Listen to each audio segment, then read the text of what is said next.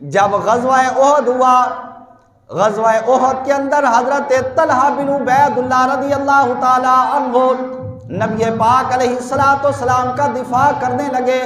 دفاع کے دوران آپ کی جو ڈھال تھی وہ ہاتھ سے زمین کے اوپر گر گئی، اور دفاع کرتے کرتے آپ کو 80 زخم لگے اور تیر آتے رہے، آپ اپنے ہاتھ کے اوپر روکتے چلے گئے۔ نبی پاک علیہ السلام کا دفاع کرنے کے لیے آپ نے اپنی ڈھال کو زمین سے جھک کر اٹھانا گوارا نہ کیا، کہیں ایسا نہ ہو کہ میں اپنی ڈھال اٹھانے کے لیے جھکوں اور ادھر سے کوئی تیر آ کر اللہ کے نبی کو لگ جائے۔ اس سے بہتر ہے کہ خود اپنا آپ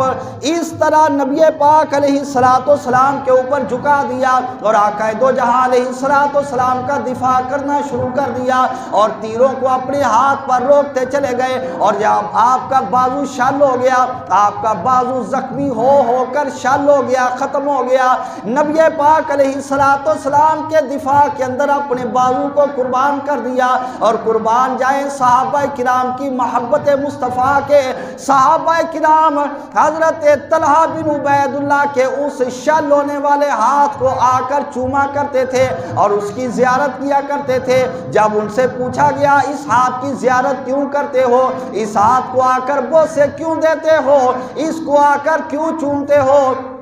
صحابہ کرام نے آگے سے یہ جواب دیا، جناب والا یہ وہ ہاتھ ہے کہ جو غزوہ احد کے اندر آقا دو جہاں علیہ السلام کا دفاع کرتے ہوئے نبی پاک علیہ السلام کے اوپر قربان کر دیا گیا تھا۔ جنتی جنتی جنتی جنتی جنتی جنتی۔ حضرت طلحہ بن عبید اللہ کو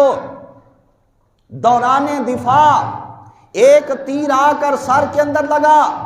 اور آپ چکرا گئے، زمین کے اوپر گر گئے، بے ہوش ہو گئے۔ تھوڑی دیر کے بعد جب آپ کو ہوش آیا،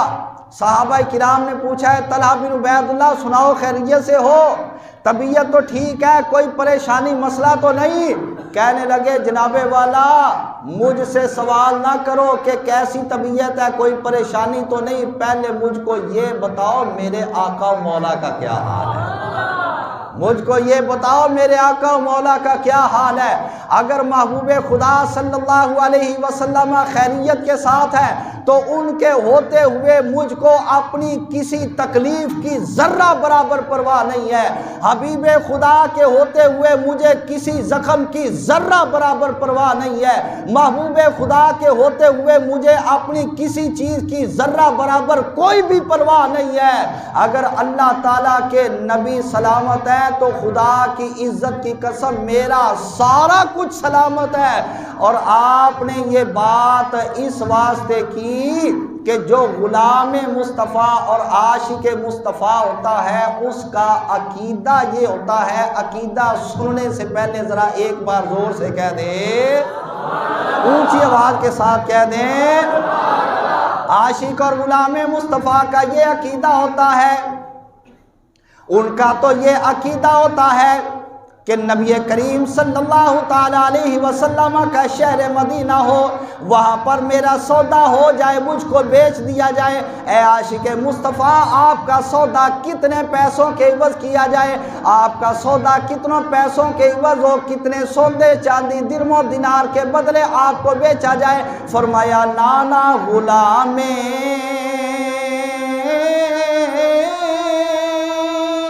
مصطفیٰ بن کر میں بک جاؤں مدینے میں، غلام مصطفیٰ بن کر میں بک جاؤں مدینے میں۔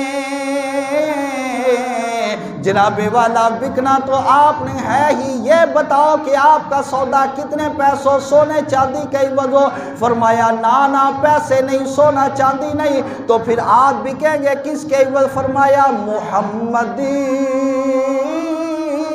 نام پر سودا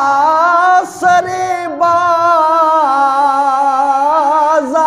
ہو جائے. لبیک یا رسول اللہ لبیک لبیک لبیک یا رسول اللہ لبیک لبیک لبیک یا رسول اللہ.